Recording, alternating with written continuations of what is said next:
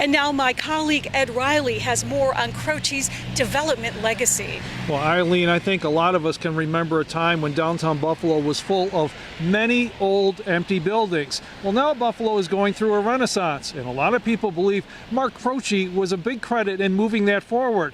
Of course, the big question now is what happens to his plans and projects now that Mark Croce is no longer with us. Croce was one of the biggest developers here.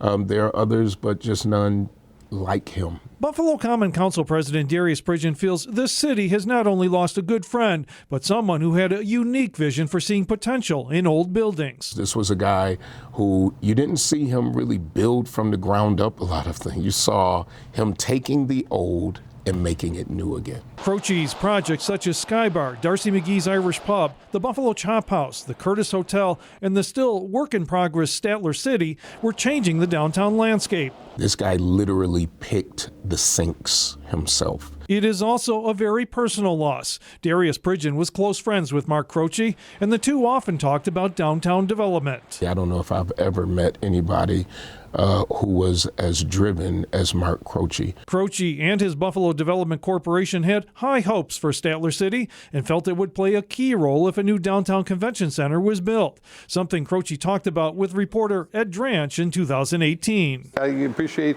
the public's patience, but like I said, there's a lot of large-scale buildings that we'd all love to wave a magic wand and say, poof, Buffalo is back on the map. Let's get all these projects done and let's see if we can do it all in next year. It just doesn't happen that way. Sadly, Croce's death occurs as his joint redevelopment project at 73 Huron Street is wrapping up. It is creating the new Buffalo School of Culinary Arts and Hospitality Management.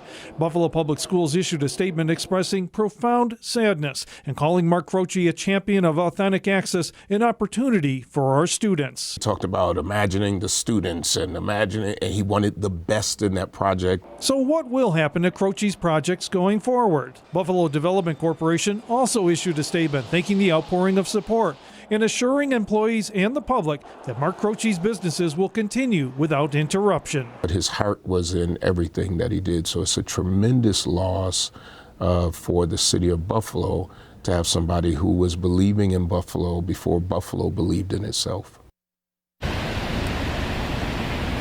A ribbon cutting for the new Culinary Arts and Hospitality School is scheduled for February, and the Buffalo Public Schools District tells me that it will include a special tribute for Mark Croce.